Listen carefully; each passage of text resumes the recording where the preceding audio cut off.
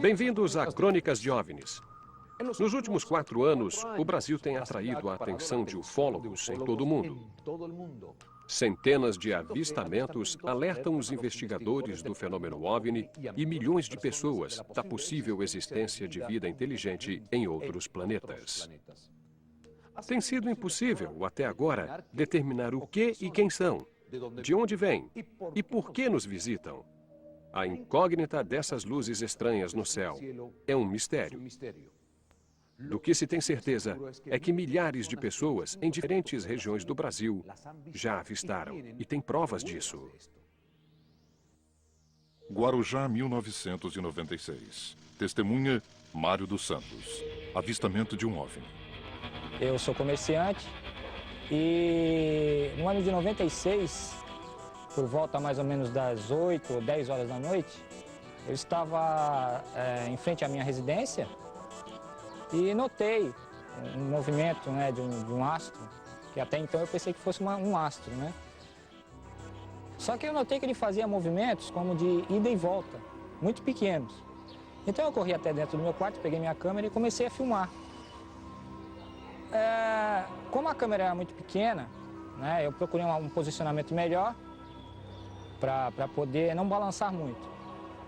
Aí quando eu achei esse posicionamento, aí que eu tive a certeza que realmente aquilo não era uma estrela, né? Ele balançava de um lado para o outro, ele ia e voltava. Bom, isso durou mais ou menos uns 3, 4 minutos, essa filmagem.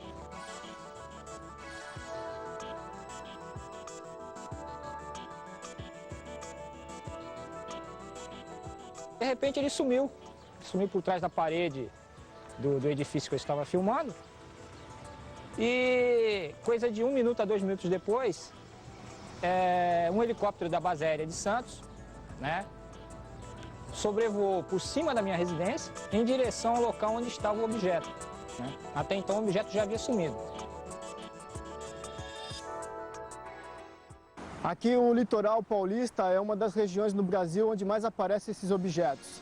É muito comum pessoas avistar objetos entrando e saindo do mar. Aqui na nossa região tem a cidade de Peruíbe, no litoral sul, e Ilha Bela, no litoral norte, que os avistamentos são constantes. Toda semana ligam pessoas pra gente dizendo que observaram alguma coisa de estranha no céu.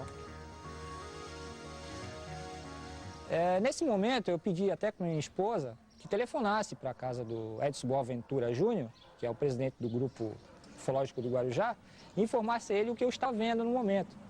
E o mais interessante de tudo é que exatamente neste momento estava na casa do Edson Boaventura Júnior, presidente do Grupo Ufológico do Guarujá, o capitão Paraná, que era capitão da base aérea, e o qual não tinha conhecimento nenhum com o Grupo Ufológico do Guarujá. Justamente nesse dia ele estava visitando, fazendo uma visita para o Edson, né? E pedindo ao Edson que mostrasse alguns materiais, né, do grupo, fotografias, filmagens.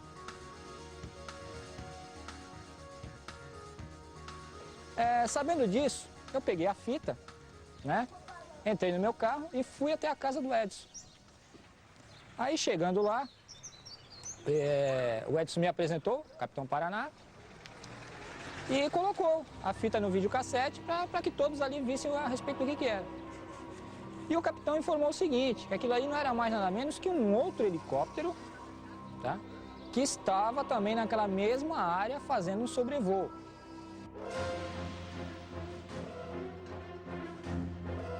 Se era um helicóptero, por que ele ia para a direita e para a esquerda e ficava parado naquele sentido?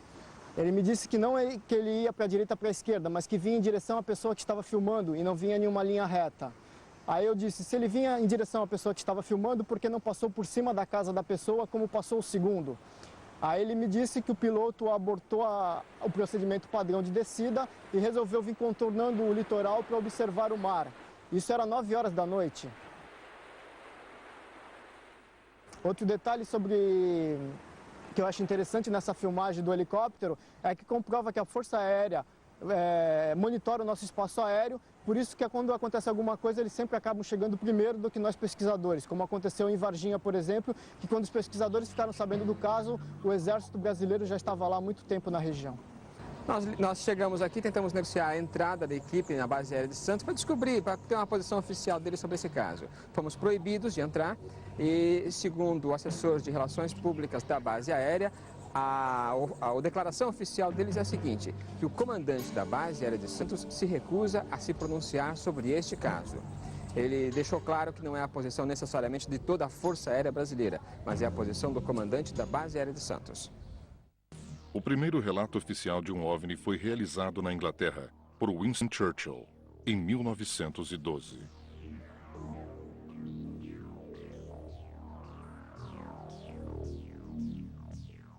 No próximo bloco, conheceremos uma família de São Paulo que filmou, da varanda de sua casa, a trajetória aérea de um OVNI que sobrevoava seu bairro. Eu já estava quase, acreditando naquilo que eu estava vendo, né?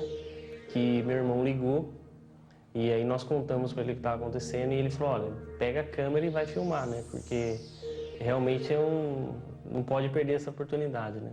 Ao mesmo tempo que eu sentia medo, eu sentia... sei lá, alegre. Crônicas de OVNIs. Estamos apresentando Infinito OVNI.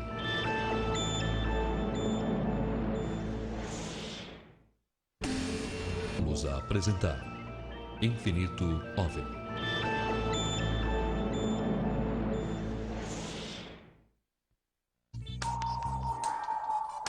Crônicas de OVNIs. O que você faria se visse uma luz estranha no céu, diferente de tudo o que você já tenha visto antes? Chamaria alguém? Pegaria uma máquina fotográfica ou uma filmadora? Ficaria petrificado ou simplesmente não daria muita importância? Bom, na história a seguir, 2 jovens que moram no bairro de Capão Redondo, em São Paulo, conseguiram gravar uma dessas luzes estranhas durante 4 minutos e meio, em 2 de janeiro de 1998. São Paulo, 1998. Testemunha família Oliveira. Avistamento de um OVNI durante 30 minutos.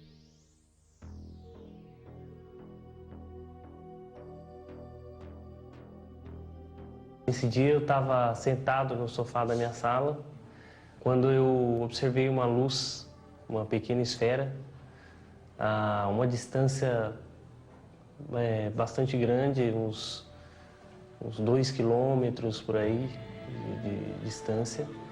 E para mim era uma esfera comum. Eu achei até que fosse um balão, alguma coisa do tipo, um avião. E estava observando o céu normalmente, né? Quando nós começamos a observar direito a esfera, ela começou a fazer uns movimentos meio estranhos. Dá mais um, dá mais um. Falou, chega. Tá bom, deixa assim. Fernando, conseguimos pegar.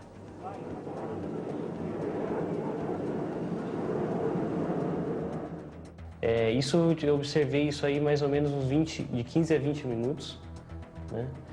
E foi quando eu já estava quase, acreditando naquilo que eu estava vendo, né?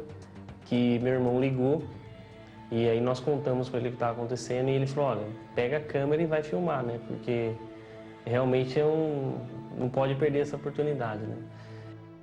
Catiúcia da Cunha Lopes e seu primo Alain Bruno se encarregaram de filmar esta luz nos céus do litoral paulista. Não, eu sentia ao mesmo tempo que eu sentia medo, eu sentia, sei lá, alegre. Ao mesmo tempo que eu sentia alegre, eu sentia medo e vice-versa. Eu acho assim, foi uma das coisas mais importantes para mim que fez eu pensar a respeito. Antes eu não acreditava, sempre eu via relatos assim, não acreditava. Depois, né, que eu tive a visão, que todo mundo viu, foi uma coisa muito legal, porque assim, foi uma coisa nova pra gente, fez a gente procurar mais, saber mais sobre isso. Foi muito bom. Nossa, Fernando! Peraí, eu vou ligar a câmera aí, você dá o zoom. É uma bolinha assim. Não, deixa assim, deixa assim. E ela filmou 2 minutos, filmou os primeiros 2 minutos. E eu filmei os 2 minutos últimos. Foi 4 minutos e meio de filmagem. Mas antes ele já estava aqui.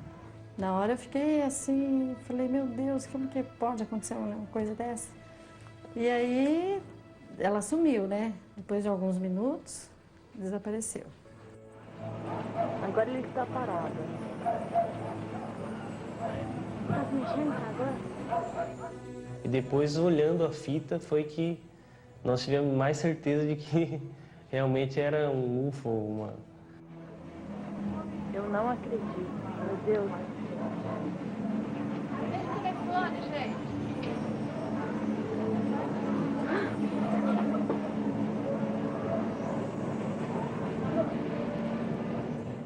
Quando Valdir Mariano chegou em casa, os meninos mostraram o vídeo do que haviam visto.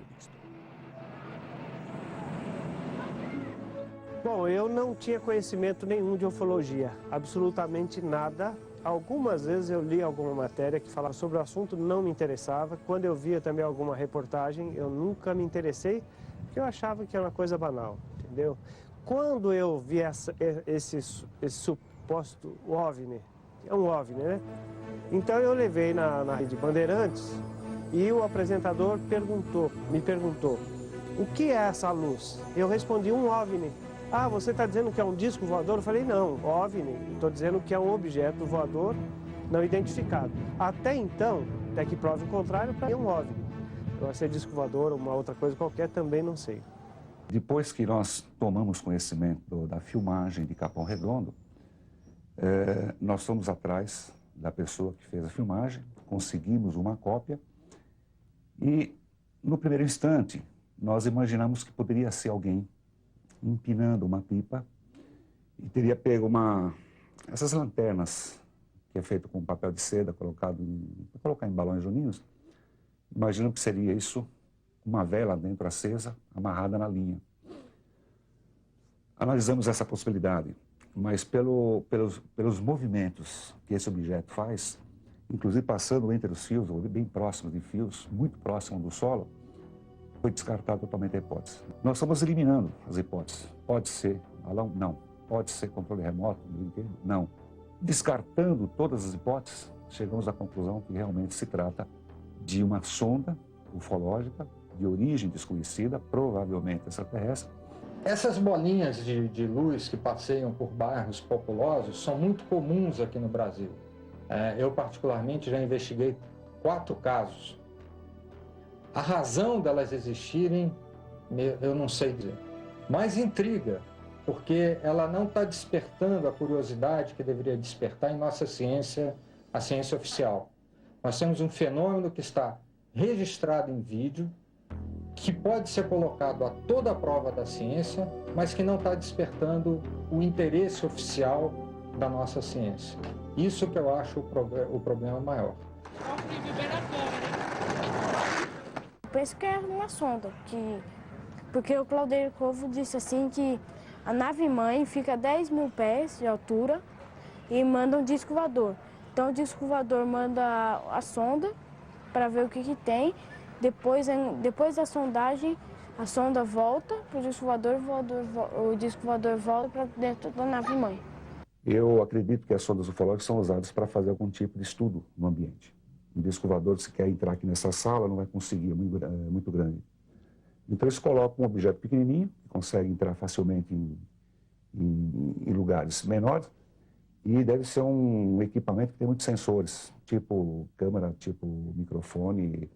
Então eles devem medir, eles devem registrar as imagens, som, devem medir, captar calor, temperatura ambiente, a umidade relativa do ambiente, ou seja, eles conseguem, com isso, registrar totalmente o ambiente.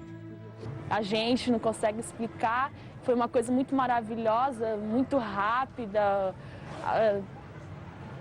A gente tem que acreditar nisso, né? Foi ele que disse, ele que sabe, ele que pesquisa.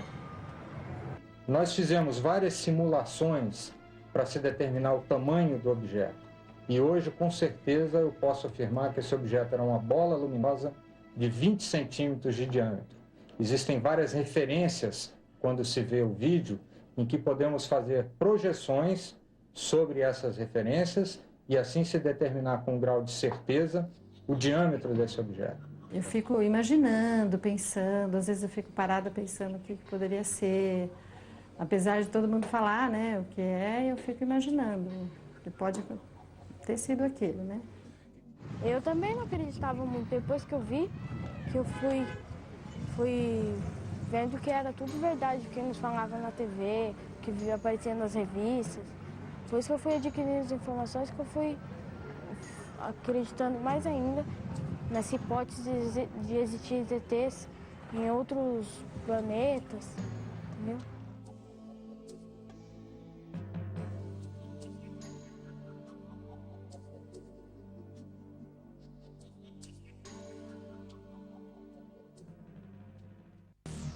Vários OVNIs foram fotografados durante as missões espaciais da NASA nos anos 60. A filmagem da sonda em Capão Redondo representa uma das provas mais importantes da ufologia brasileira, já que nunca antes se havia filmado um OVNI durante tanto tempo. Em nosso próximo bloco, conheceremos de perto um caso com o polêmico chupa-cabras. Todas as patas estavam mortas, com perfurações no lado esquerdo, na região do coração. Veio muita gente aqui, veio e tal, foi o chupa-cabra, eu não sabia o que era, né? Eu sei que estava tudo morto aí. Apenas retiraram as penas do seu pescoço e abandonaram, como se uma coisa inteligente quisesse somente, talvez o hormônio feminino. Crônicas de OVNIs. Estamos apresentando Infinito OVNI.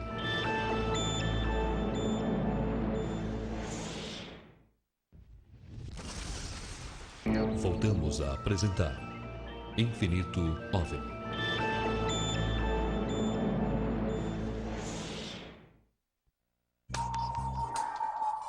Crônicas de OVNIs. A febre do chupa-cabras ocupa as páginas de revistas e jornais desde 1995.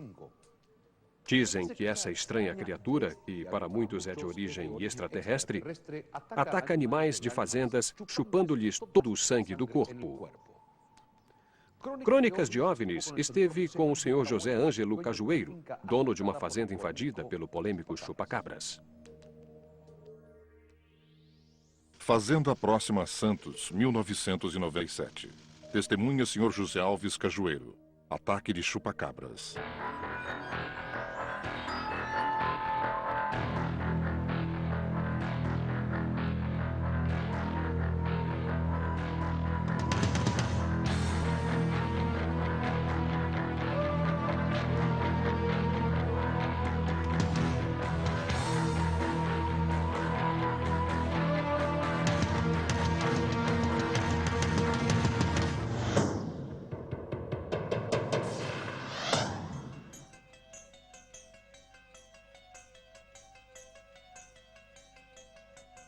Conta pra gente aí como estavam os animais naquele dia. Naquele dia, de manhã cedo, todo dia eu vinha dar comida para eles. Quando eu cheguei aqui na porta do galinheiro, que eu abri, eles estavam todos aqui de barriga para cima, né? Então eu vim, dei comida para as outras galinhas e vim para tanger eles para comer. Quando cheguei aqui estava tudo morto, de papo para cima com um buraco no peito, né? Então eram 11. Era 8 aqui atrás e 2 aqui nesse lugar, né? Tinha 3 que não tinha defeito nenhum, estava do mesmo jeito que elas eram, né? Sim. Aí veio muita gente aqui, veio e tal, foi o chupa-cabra, mas eu não sabia o que era, né? Eu sei que estava tudo morto aí. Na madrugada de 25 de julho de 1997, uma estranha criatura atacou 11 patos na fazenda do senhor José Alves Cajueiro. Os animais não tinham marcas de agressão, não havia uma gota de sangue no local e apresentavam uma pequena perfuração perto do pescoço. O mais interessante é que seu Cajueiro, no momento, procurou, nós também tivemos depois, não havia nenhuma marca no solo, As patas que estavam mortas tinham somente uma perfuração ao lado esquerdo, sem nenhuma mancha de sangue. Interessante que qualquer animal, cachorro, raposa, gato que tivesse atacado, teria o animal se debatido, talvez estivesse bem sujo de sangue, né? E não havia sequer, as penas estavam totalmente brancas em volta das patas. Agora, o interessante foi que junto desses haviam galinhas e 2 patos, 2 machos, que um deles foi atacado. Apenas retiraram as penas do seu pescoço e abandonaram, como se uma coisa inteligente quisesse somente talvez o hormônio feminino. Todas as patas estavam mortas, com perfurações no lado esquerdo, na região do coração. Como já fazia tempo que elas estavam expostas, as próprias galinhas já estavam comendo a ferida. Peguei as 3 patas que estavam mais intactas, levei para uma veterinária conhecida minha, chamada Inês Matsumoto, que fez a autópsia e constatou, nas 3 patas que ela abriu, que elas haviam morrido com hemorragia interna. Todas elas estavam com o pulmão estourado. E, segundo ela, o que causaria isso seria uma dor muito forte, um estresse muito grande a qual o animal havia passado. E eu recebi, acho que em menos de deixa eu ver, morreu na noite anterior, acho que em menos de 8 horas eu recebi esse material. E estava como tivesse morrido naquela hora.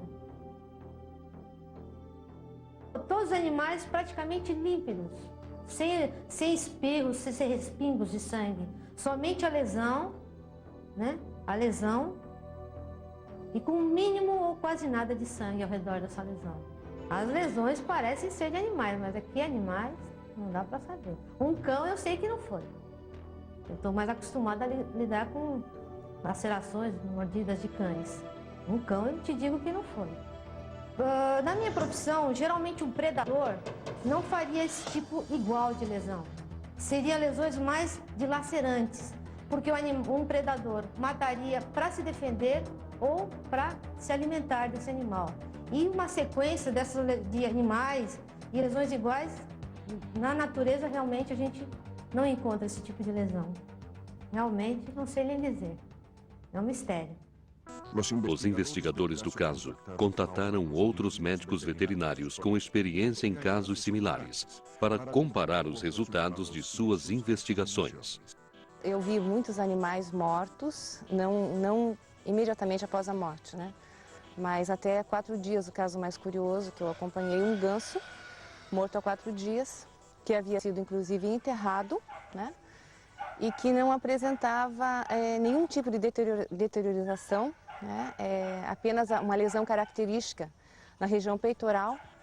Tinha todos os órgãos, não faltava nada. Todos os órgãos estavam íntegros, apenas essa ruptura enorme no orifício aqui na região do peito.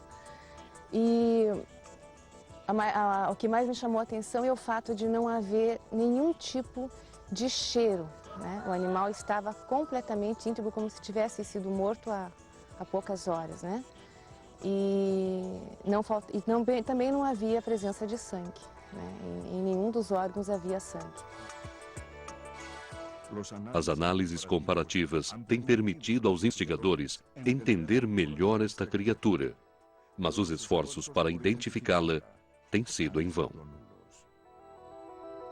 Eu acho que pode até ser um animal, mas ele é inteligente, porque a maneira como ele ataca, sempre da mesma maneira, do mesmo sistema, a maneira de ele agir, tem uma inteligência por trás disso. Eu tenho para mim que desse mundo não é, porque do jeito que era a cerca aí, cerca com 3 metros de altura a rede, não rasgou, não quebrou nenhum morão, não tinha arrasto.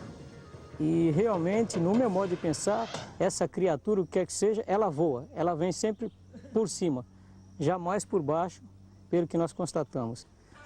E hoje estamos aqui verificando, já foi demolido no local onde havia esse cercado, né? E o que foi constatado também, que eu achei muito interessante, é que os cachorros que estavam ao lado, 3 cachorros bravos que tomam conta da área, não latiram.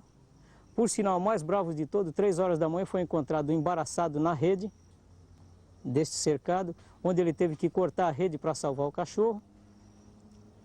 A partir desse dia, esse cachorro passou a ficar super agressivo, era um cachorro de guarda, mais calmo com a família, e passou a agredir todo mundo. E esse cachorro teve que ser doado a uma família porque não havia mais condições de viver nesse local. 8 meses depois dos acontecimentos, um jovem da região disse ter visto um objeto voador não identificado sobrevoando a fazenda do senhor Cajueiro na noite em que os animais foram mortos. Depois então, depois de 8 meses do acontecido, foi que apareceu esse casal falando que na noite do acontecido aqui, eles iam atravessando ao lado de lá, tem a outra estrada que vai para o ferry-boat, pegar o ferry-boat, né? E ele viu um objeto, também não me falou do jeito que era. Como pesquisador, eu não associei nenhuma coisa que ligue ao fenômeno ufológico. A não ser agora que fiquei sabendo recentemente que naquele mesmo dia teve um casal que observou um objeto aqui na região. Segundo as minhas pesquisas, eu levantei 3 hipóteses para o animal.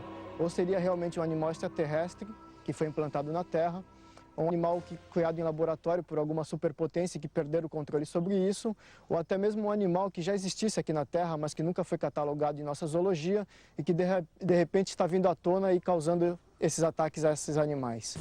Uma pesquisa realizada em 1991 revelou que 4 milhões de americanos acreditam que já foram abduzidos. No próximo bloco, saberemos o que, para alguns ufólogos, foi o caso mais importante do país: a Noite Oficial dos OVNIs. Isso foi se aproximando de São José dos Campos, depois um segundo objeto, um terceiro objeto, um quarto. Foi um total de 21, um show de objetos nos céus. E esse caso passou para a ufologia como um dos casos mais importantes da ufologia brasileira. Eu acho que foi, em termos de ufologia nacional, em termos de ufologia até mundial, talvez tenha sido uma coisa inédita. Eu não conheço em nenhum momento militares, né, pilotos falando sobre esse assunto abertamente. Crônicas de OVNIs. Estamos apresentando Infinito OVNI.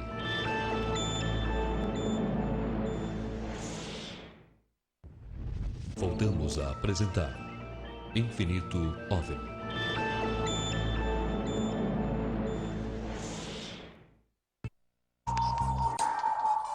Crônicas de OVNIs. Na noite de 19 de maio de 1986, as autoridades da Força Aérea Brasileira detectaram 21 objetos voadores não identificados na região sudeste do Brasil.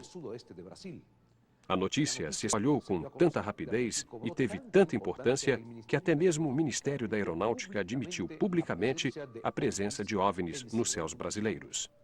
Os investigadores do fenômeno denominaram de Noite Oficial dos OVNIs. Sudeste do Brasil, 20 de maio de 1986. Testemunhas pilotos da Força Aérea. Avistamento de 21 OVNIs.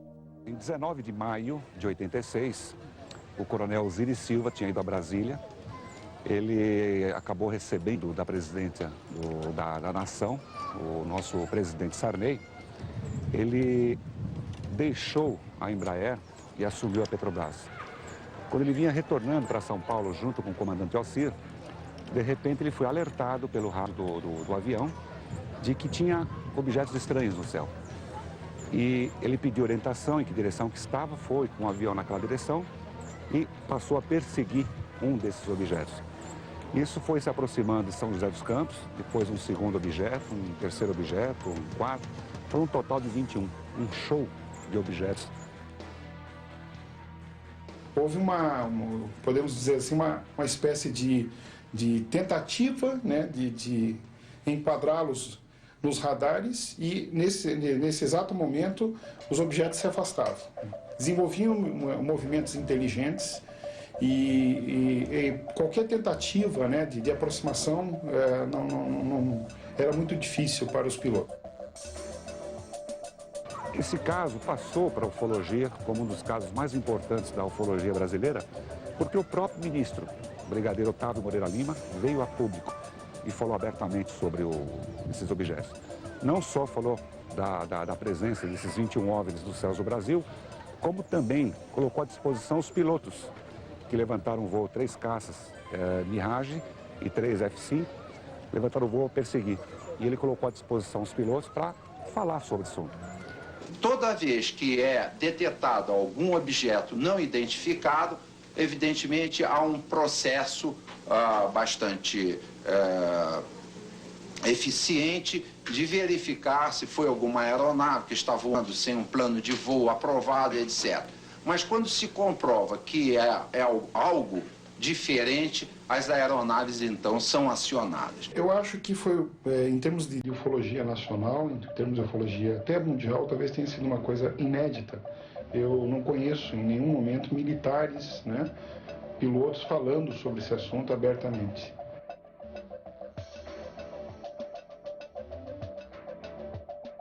Um caso que teve não só uma repercussão nacional, mas também isso foi de conhecimento do mundo inteiro. Vários órgãos da imprensa e outros países também deram destaque, porque foi um fato importantíssimo que ocorreu dentro da casuística brasileira. Os cientistas tentaram explicar o fenômeno UFO como sendo um balão, como sendo nuvem, como sendo um reflexo e outras coisas que não faziam sentido. Então, acho que a aeronáutica voltou atrás, refletiu sobre a não aceitação do fenômeno UFO por parte dos nossos cientistas e resolveu não falar mais sobre o assunto. Em 1991, nós estávamos acompanhando um programa de televisão em rede nacional e, na oportunidade, o ministro da Aeronáutica, Sócrates Monteiro, já era de outro governo, ele estava abordando assuntos relacionados à aeronáutica e o apresentador de televisão, ele perguntou sobre os discos voadores, né? O ministro respondeu que em 30 anos de aeronáutica que ele tinha, jamais havia ocorrido um único incidente envolvendo objetos voadores não identificados. E naquele momento eu fiquei um tanto revoltado, porque há seis anos antes nós tínhamos a informação do ministro, dos pilotos, de que perseguiram objetos voadores não identificados. E nesse período também foram registrados casos de abduções. Nessa época, um dos grandes pesquisadores brasileiros acompanhou de perto essa questão da abdução e pesquisou e constatou realmente um caso autêntico de abdução nesse mesmo período. Eu e minha prima Débora, nós fomos numa discoteca, né, num dia de sábado, no dia 14 de junho de 86. E ao chegarmos lá na discoteca, nós íamos nos encontrar com um amigo. Só que esse amigo, ele não tinha ido naquele dia, então nós tivemos que sair mais cedo da discoteca. Então, quando foi mais ou menos em torno das 11h30 da noite, nós resolvemos voltar para casa, né? E nessa noite, eu ia dormir na casa da minha prima, porque ficava mais próxima da discoteca. Então, nós saímos da discoteca, fomos pegar um ônibus. Nós ficamos no ponto do ônibus até mais ou menos uns 20 minutos esperando.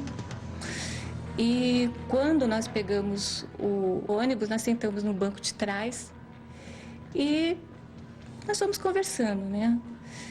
Aí chegou um determinado momento que a minha prima, ela falou assim pra mim: Beth, olha que estranha aquela luzinha, até parece que tá seguindo o ônibus, porque nós olhando assim pela janela do ônibus, a gente via aquela luzinha acompanhando, né, o trajeto do ônibus. Até eu falei assim, olhei assim para ela e falei assim: ah, Débora, deve ser um avião, um balão, qualquer coisa, é impressão, né? Depois que desceram na rua Cânhamo do Canadá, elas caminharam a pé e a luz de repente se afastou e sumiu, desapareceu. Aí até deu assim até um alívio, né? Nós pensamos assim, ainda bem que isso aí foi embora, sumiu. Só que ao chegar lá na rua da casa da minha tia, que era uma rua sem saída, no fundo assim tinha um campo de futebol assim enorme, né?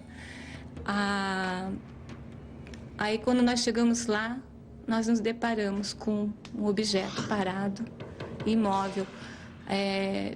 Ele estava assim, mais ou menos a uns 5 metros de altura, assim. Aí passou-se alguns anos, né? A minha prima, ela foi morar na Inglaterra e eu continuei morando aqui em São Paulo. Só que ela, lá na Inglaterra, ela começou a ter lembranças, imagens de seres, e eu também comecei a ter lembranças, né, de seres.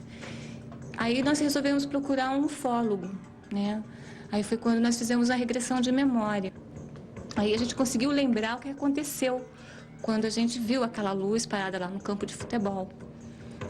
E essa luz, ela... quando nós fizemos a regressão, nós conseguimos nos lembrar o que tinha acontecido. E o que aconteceu foi o seguinte: quando nós nos deparamos com essa luz no campo de futebol, do objeto estava descendo da parte central embaixo uma luz, e para frente tinha um ser no chão e outro mais perto desse cone de luz. E quando nós vimos aquilo, nós nos sentimos assim impulsionadas a ir em direção daquele objeto, daqueles seres. E nós fomos caminhando, mesmo contra a nossa vontade. Era como se algo assim nos chamasse. E aí nós entramos nesse cone de luz, né? E a gente subiu assim, flutuando no ar. E quando nós entramos dentro do objeto, tinha mais outros seres lá dentro. Dois pegaram e conduziram a minha prima para uma outra sala e outros dois me conduziram para outra sala. E nessa sala, eles me deitaram numa espécie de cama, né? Uma cama assim baixinha, sem nenhum outro assim apetrechos, né? E eu queria sair dali, eu queria me movimentar, sair dali, mas eu não conseguia sair dali. Eu estava me sentindo assim apavorada de estar naquele local, né? Aí esse que estava do meu lado, ele se aproximou com eu vou dizer assim, com uma espécie assim de fio que tinha tipo um ganchinho na ponta com uma esfera pequenininha assim, tipo o tamanho da cabeça de um alfinete. E ele foi se aproximando com aquilo perto da minha narina. E eu quando vi ele se aproximando com aquilo, eu fui ficando assim apavorada, porque pela forma que ele veio, eu senti que ele ia colocar no meu nariz, né? E aí ele foi se aproximando com aquilo e foi colocando.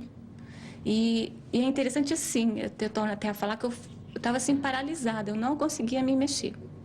Aí eles foram colocando aquilo no meu nariz e tinha essa telinha que ficava mais ou menos numa posição meio de frente de mim, e eu fui vendo aquela, assim, tipo, parecia o contorno assim, da minha cabeça e o percurso que aquilo estava fazendo, aquele fio, né? E ele chegou mais ou menos aqui na altura da base da minha nuca. Muitos casos desse tipo têm ocorrido no Brasil, nós temos investigado muitos casos, e praticamente é semelhante. A forma como isso ocorre é igual no mundo inteiro, praticamente. Eles não passam assim nenhuma emoção, assim, eles parecem assim ser bem frios, e a boca é só uns lábios assim bem fininhos, não tem orelhas, o nariz são só 2 furinhos, né? E a pele é uma pele que lembra a pele de lagartixa.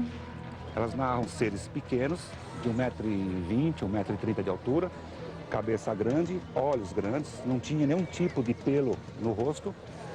E pelo menos eles mantiveram as duas, pelo menos umas 6 horas dentro de uma nave, fazendo uma série de exames. A bolinha, ela ficou dentro dentro da minha cabeça e depois de alguns anos, né, depois que eu fiz a regressão de memória, que eu fiquei sabendo que isso tinha ficado dentro de mim, eu fiz uma ressonância magnética para ver se o objeto ainda se encontrava, né, dentro de mim.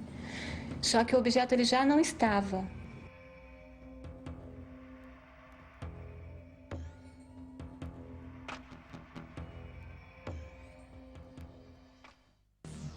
Em 1961 foi investigado pela primeira vez um caso de abdução com hipnose. O casal Betty e Barney Hill, nos Estados Unidos. Por hoje é só. Esperamos por você em breve com novas histórias. Até a próxima.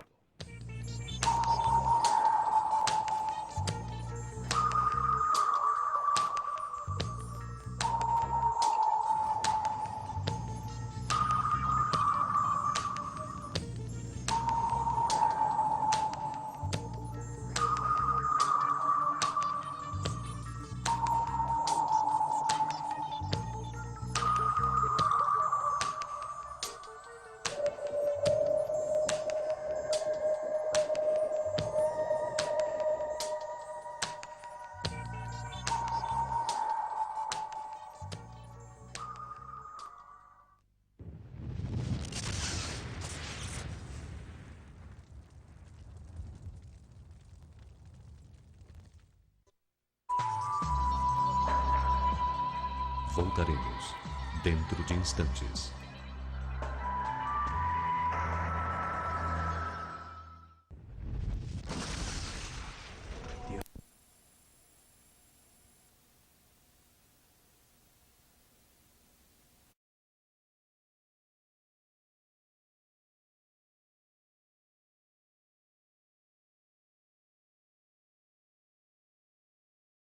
Bem-vindos a Crônicas de OVNIs.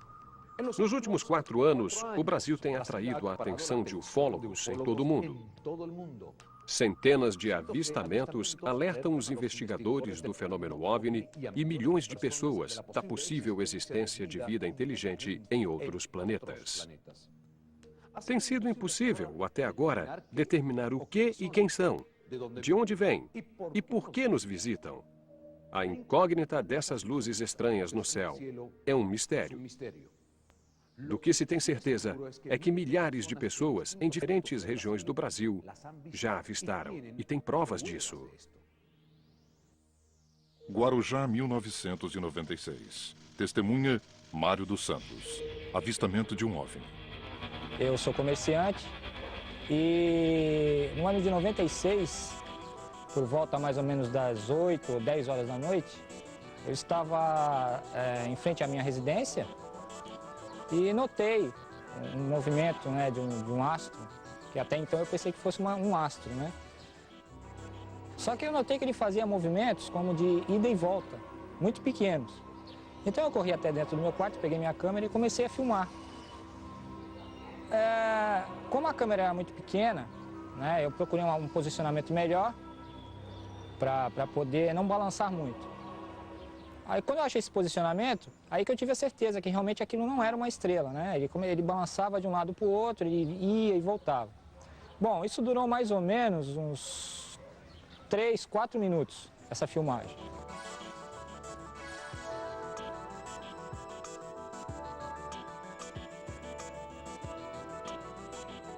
De repente ele sumiu por trás da parede do edifício que eu estava filmando.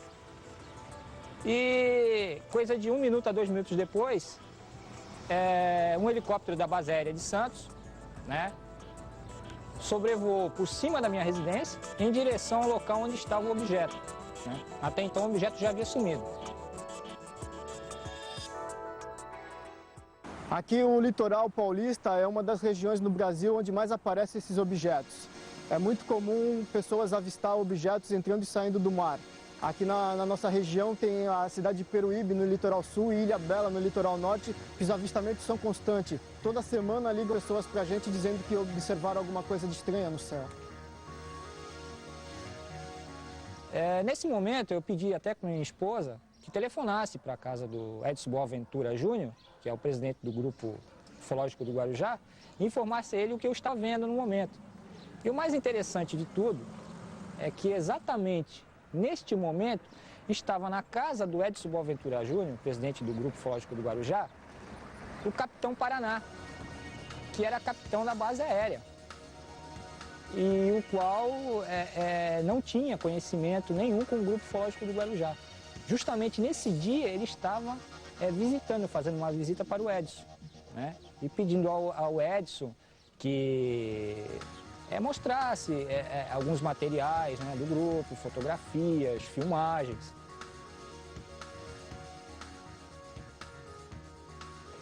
Sabendo disso, eu peguei a fita né? Entrei no meu carro e fui até a casa do Edson. Aí chegando lá, o Edson me apresentou, Capitão Paraná, e colocou a fita no videocassete para que todos ali vissem a respeito do que era. E o capitão informou o seguinte, que aquilo aí não era mais nada menos que um outro helicóptero, tá? Que estava também naquela mesma área fazendo um sobrevoo.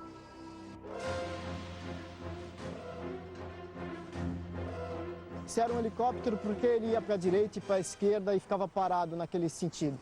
Ele me disse que não é que ele ia para a direita e para a esquerda, mas que vinha em direção à pessoa que estava filmando e não vinha em uma linha reta.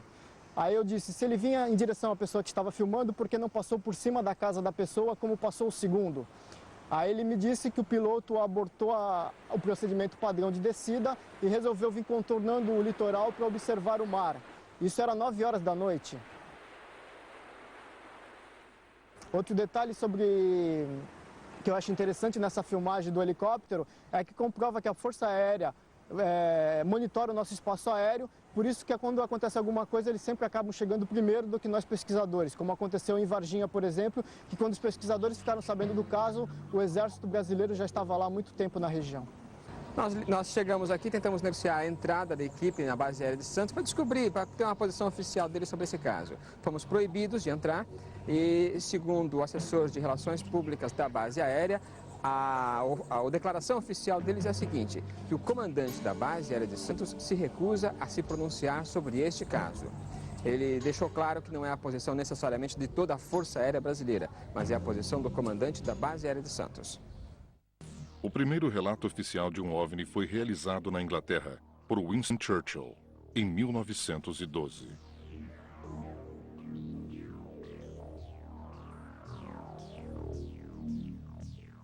No próximo bloco, conheceremos uma família de São Paulo que filmou, da varanda de sua casa, a trajetória aérea de um OVNI que sobrevoava seu bairro. Eu já estava quase, acreditando naquilo que eu estava vendo, né? Que meu irmão ligou e aí nós contamos para ele o que estava acontecendo e ele falou, olha, pega a câmera e vai filmar, né? Porque realmente não pode perder essa oportunidade, né? Ao mesmo tempo que eu sentia medo, eu sentia, sei lá, alegre. Crônicas de OVNIs. Estamos apresentando Infinito OVNI.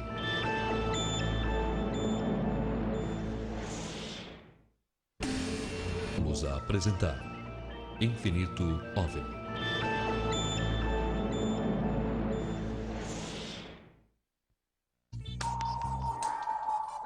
Crônicas de OVNIs. O que você faria se visse uma luz estranha no céu, diferente de tudo o que você já tenha visto antes? Chamaria alguém? Pegaria uma máquina fotográfica ou uma filmadora? Ficaria petrificado ou simplesmente não daria muita importância? Bom, na história a seguir, 2 jovens que moram no bairro de Capão Redondo, em São Paulo, conseguiram gravar uma dessas luzes estranhas durante 4 minutos e meio, em 2 de janeiro de 1900. Consegue, com isso, registrar totalmente o ambiente. A gente não consegue explicar, foi uma coisa muito maravilhosa, muito rápida. A gente tem que acreditar nisso, né? Foi ele que disse, ele que sabe, ele que pesquisa. Nós fizemos várias simulações para se determinar o tamanho do objeto. E hoje, com certeza, eu posso afirmar que esse objeto era uma bola luminosa de 20 centímetros de diâmetro.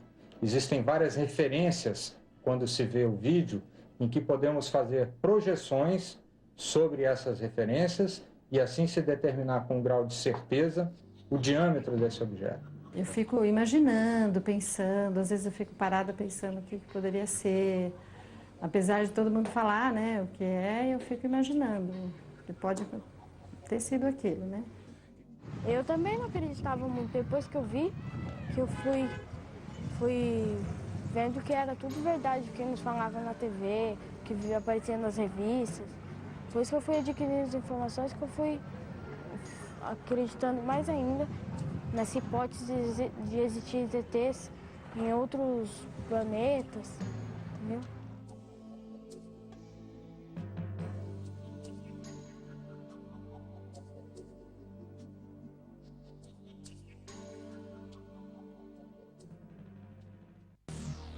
Vários OVNIs foram fotografados durante as missões espaciais da NASA nos anos 60.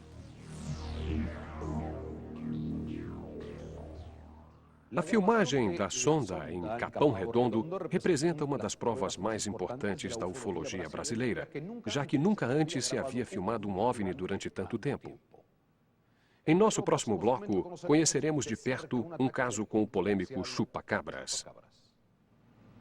Todas as patas estavam mortas, com perfurações no lado esquerdo, na região do coração. Veio muita gente aqui, veio e tal, foi o chupacabra, mas eu não sabia o que era, né? Eu sei que estava tudo morto aí. Apenas retiraram umas penas do seu pescoço e abandonaram, como se uma coisa inteligente quisesse somente, talvez o hormônio feminino. Crônicas de OVNIs.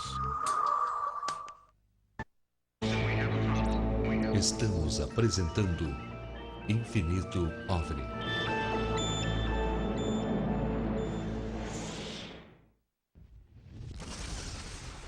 Voltamos a apresentar Infinito OVNI.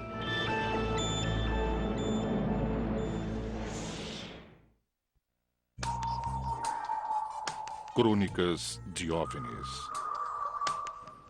A febre do chupa-cabras ocupa as páginas de revistas e jornais desde 1995. Dizem que essa estranha criatura, que para muitos é de origem extraterrestre, ataca animais de fazendas, chupando-lhes todo o sangue do corpo. Crônicas de OVNIs esteve com o senhor José Ângelo Cajueiro, dono de uma fazenda invadida pelo polêmico chupa-cabras. Fazenda Próxima a Santos, 1997. Testemunha Sr. José Alves Cajueiro. Ataque de chupa-cabras.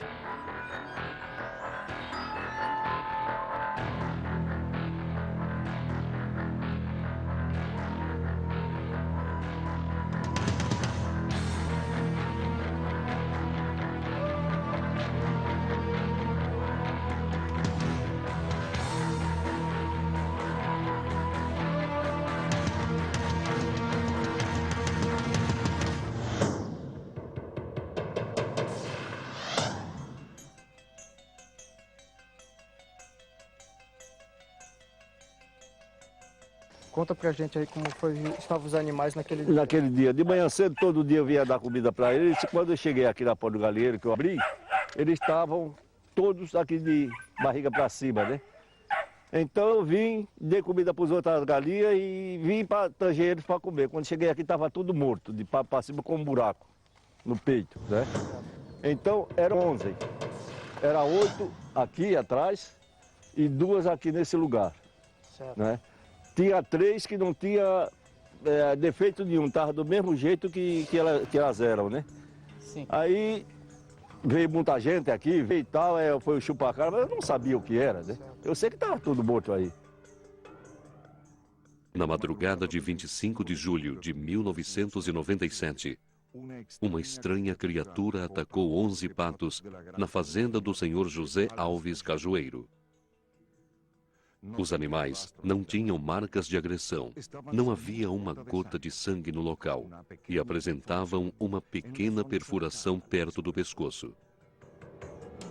O mais interessante é que seu Cajueiro, no momento, procurou, nós também tivemos depois, não havia nenhuma marca no solo.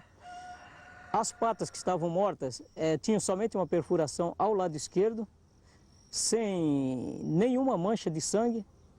Interessante que qualquer animal, cachorro, raposa, gato que tivesse atacado, teria o animal se debatido, talvez estivesse bem sujo de sangue, né? E não havia sequer, as penas estavam totalmente brancas em volta das patas. Agora o interessante foi que junto desses haviam galinhas e 2 patos, 2 machos que um deles foi atacado. Apenas retiraram as penas do seu pescoço e abandonaram, como se uma coisa inteligente quisesse somente talvez o hormônio feminino. Todas as patas estavam mortas, com perfurações no lado esquerdo, na região do coração. Como já fazia tempo que elas estavam expostas, as próprias galinhas já estavam comendo a ferida. Peguei as 3 patas que estavam mais intactas, levei para uma veterinária conhecida minha, chamada Inês Matsumoto, que fez a autópsia e constatou, nas 3 patas que ela abriu, que elas haviam morrido com hemorragia interna. Todas elas estavam com o pulmão estourado. E, segundo ela, o que causaria isso seria uma dor muito forte, um estresse muito grande, a qual o animal havia passado.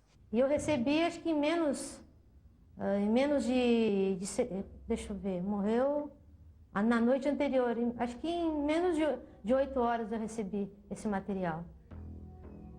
E estava como tivesse morrido naquela hora. Todos os animais praticamente límpidos, sem espirros, sem respingos de sangue. Somente a lesão, né? A lesão e com o mínimo ou quase nada de sangue ao redor dessa lesão. As lesões parecem ser de animais, mas aqui animais não dá para saber. Um cão eu sei que não foi. Eu estou mais acostumada a lidar com lacerações, mordidas de cães. Um cão eu te digo que não foi. Na minha profissão, geralmente um predador não faria esse tipo igual de lesão. Seria lesões mais dilacerantes, porque um predador mataria para se defender ou para se alimentar desse animal. E uma sequência de animais e lesões iguais, na natureza realmente a gente não encontra esse tipo de lesão. Realmente não sei nem dizer. É um mistério. Os investigadores do caso contataram outros médicos veterinários com experiência em casos similares para comparar os resultados de suas investigações. Eu vi muitos animais mortos, não imediatamente após a morte, né? Mas até 4 dias, o caso mais curioso, que eu acompanhei um ganso morto há 4 dias, que havia sido inclusive enterrado, né? E que não apresentava nenhum tipo de deteriorização, né? Apenas uma lesão característica na região peitoral. Tinha todos os órgãos, não faltava nada. Todos os órgãos estavam íntegros, apenas essa ruptura enorme no orifício aqui na região do peito. E o que mais me chamou a atenção é o fato de não haver nenhum tipo de cheiro, né? O animal estava completamente íntegro, como se tivesse sido morto há poucas horas, né? Também não havia presença de sangue, né? Em nenhum dos órgãos havia sangue. As análises comparativas têm permitido aos investigadores entender melhor esta criatura, mas os esforços para identificá-la têm sido em vão. Eu acho que pode até ser um animal, mas ele é inteligente, porque a maneira como ele ataca, sempre da mesma maneira, do mesmo sistema, a maneira de ele agir, tem uma inteligência por trás disso. Eu tenho para mim que desse mundo não é, porque do jeito que era a cerca aí, cerca com 3 metros de altura a rede, não rasgou, não quebrou nenhum morão, não tinha arrasto. E realmente, no meu modo de pensar, essa criatura, o que quer que seja, ela voa, ela vem sempre por cima, jamais por baixo, pelo que nós constatamos. E hoje estamos aqui verificando, já foi demolido no local onde havia esse cercado, né? E o que foi constatado também, que eu achei muito interessante, é que os cachorros que estavam ao lado, 3 cachorros bravos que tomam conta da área, não latiram. Por sinal, o mais bravo de todo, 3 horas da manhã, foi encontrado embaraçado na rede deste cercado, onde ele teve que cortar a rede para salvar o cachorro. A partir desse dia, esse cachorro passou a ficar super agressivo, era um cachorro de guarda, mais calmo com a família, e passou a agredir todo mundo. E esse cachorro teve que ser doado a uma família, porque não havia mais condições de viver nesse local. 8 meses depois dos acontecimentos, um jovem da região disse ter visto um objeto voador não identificado sobrevoando a fazenda do senhor Cajueiro na noite em que os animais foram mortos. Depois então, depois de 8 meses do acontecido, foi que apareceu esse casal falando que na noite do acontecido aqui, eles iam atravessando ao lado de lá, tem a outra estrada que vai para o ferryboat, pegar o ferryboat, né? E ele viu o objeto, também não me falou do jeito que era.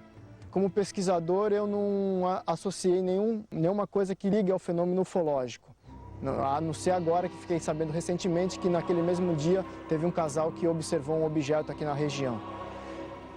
Segundo as minhas pesquisas, eu levantei 3 hipóteses para o animal.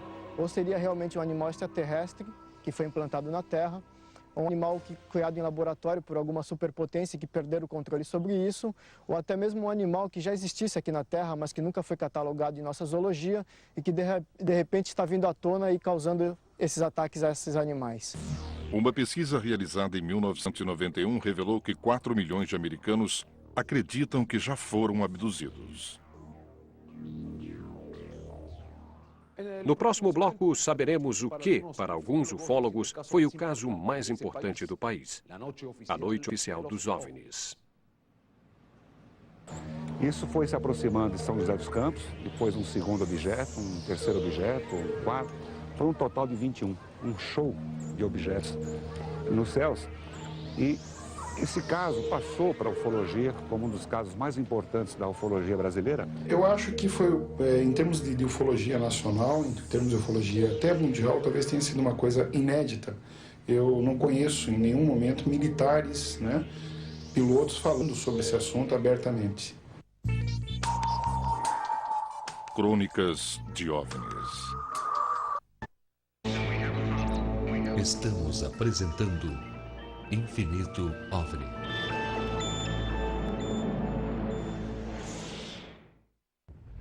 Voltamos a apresentar Infinito OVNI.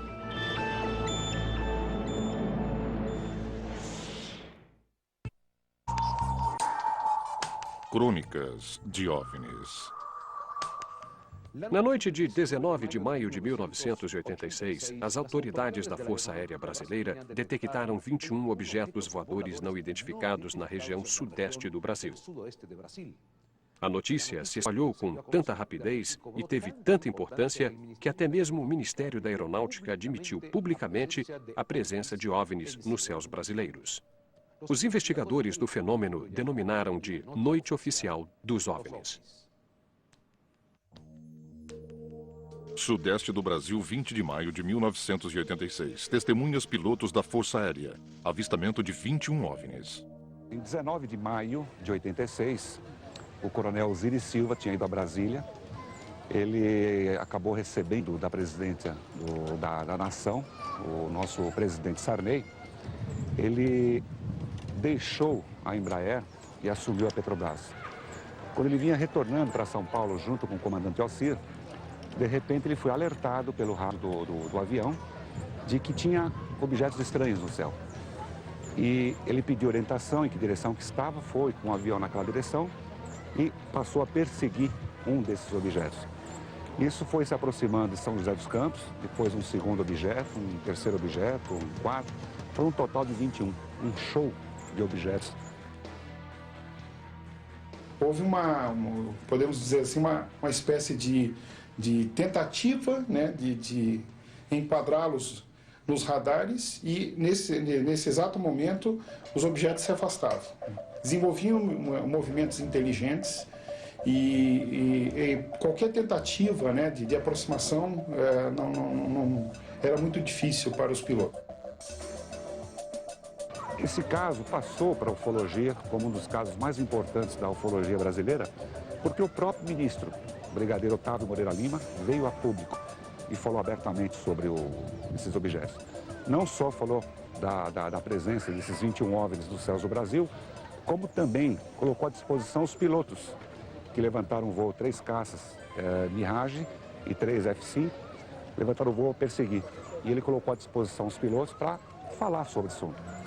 Toda vez que é detectado algum objeto não identificado, evidentemente há um processo bastante eficiente de verificar se foi alguma aeronave que está voando sem um plano de voo aprovado, etc. Mas quando se comprova que é algo diferente, as aeronaves então são acionadas. Eu acho que foi, em termos de ufologia nacional, em termos de ufologia até mundial, talvez tenha sido uma coisa inédita. Eu não conheço em nenhum momento militares, né, pilotos falando sobre esse assunto abertamente.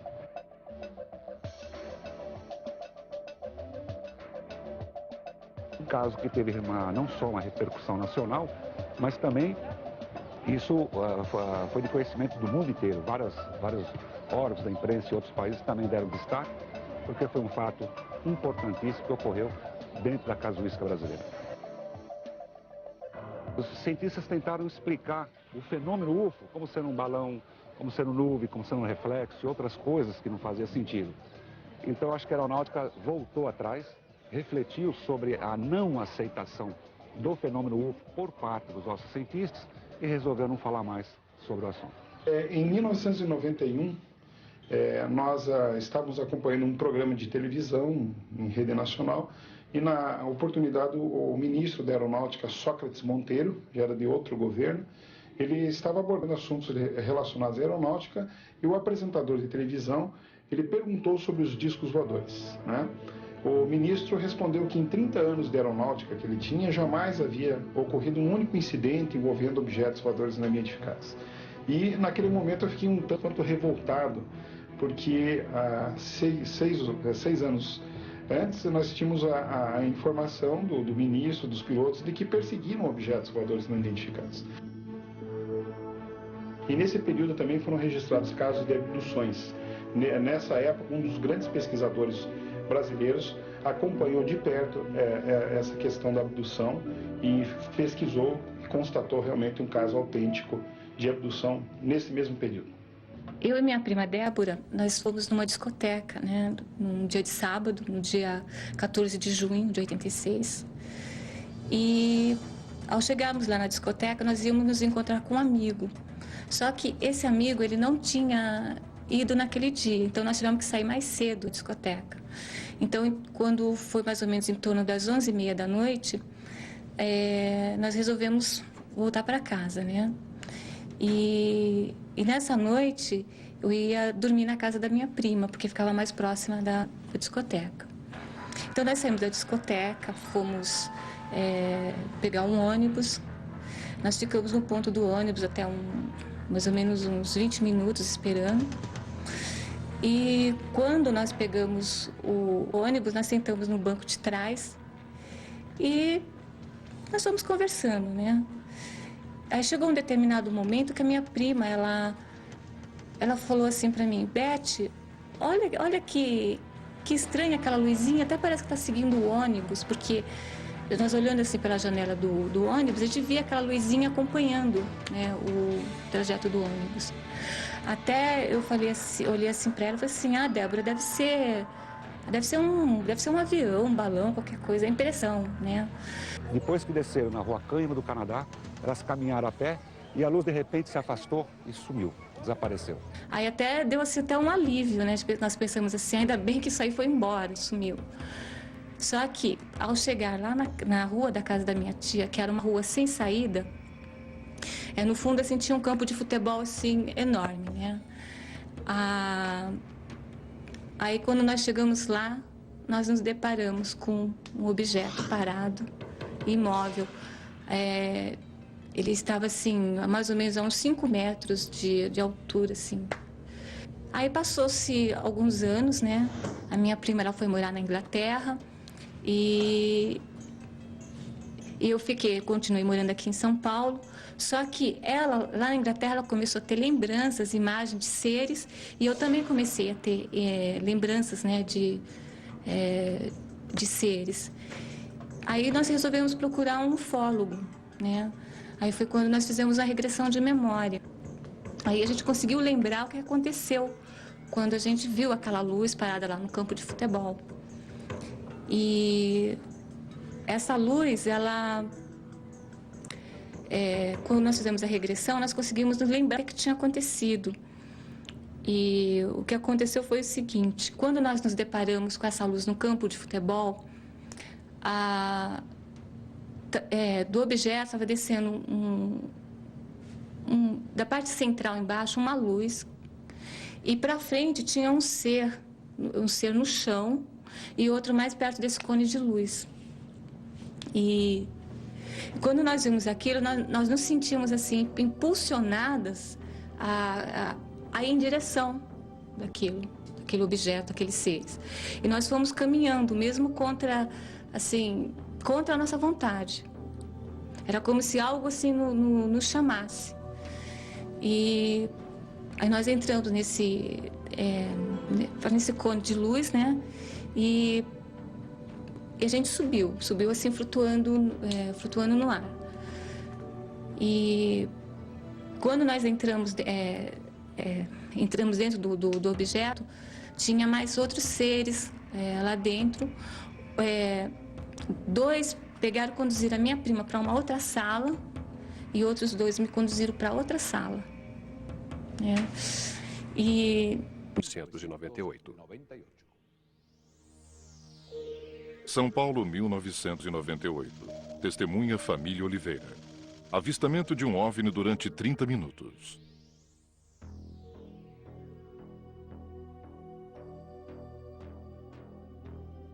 Nesse dia eu estava sentado no sofá da minha sala, quando eu observei uma luz, uma pequena esfera, a uma distância bastante grande, uns 2 quilômetros por aí de distância.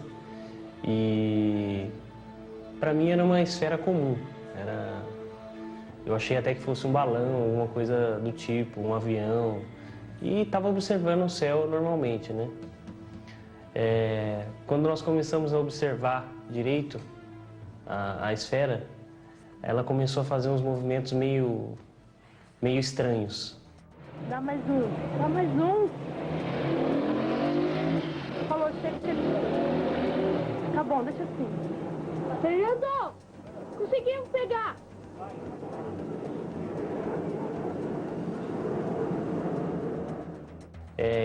Eu observei isso aí mais ou menos de 15 a 20 minutos, né?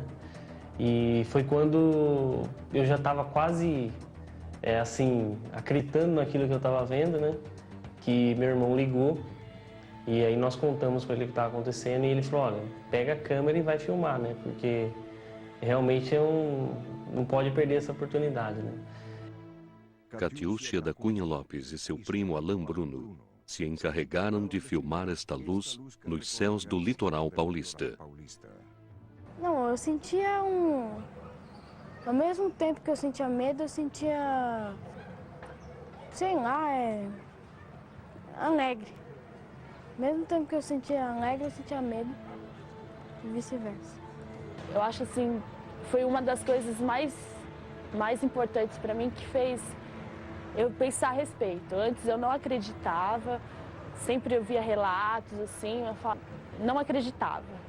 Depois, né, que eu tive a visão, que todo mundo viu, foi uma coisa muito legal, porque assim, foi uma coisa nova pra gente, fez a gente procurar mais, saber mais sobre isso. Foi muito bom. Nossa, Fernando! Peraí, vou ligar a câmera aí, você dá o zoom, é uma bolinha assim. Não, deixa assim, deixa assim. E ela filmou 2 minutos, filmou os primeiros 2 minutos. E eu filmei os 2 minutos últimos. Foi 4 minutos e meio de filmagem. Mas antes ele já estava aqui. Na hora eu fiquei assim, falei, meu Deus, como que pode acontecer uma coisa dessa? E aí ela sumiu, né? Depois de alguns minutos, desapareceu. Agora ele está parado. Tá mexendo agora? E depois, olhando a fita, foi que nós tivemos mais certeza de que realmente era um UFO, Eu não acredito, meu Deus.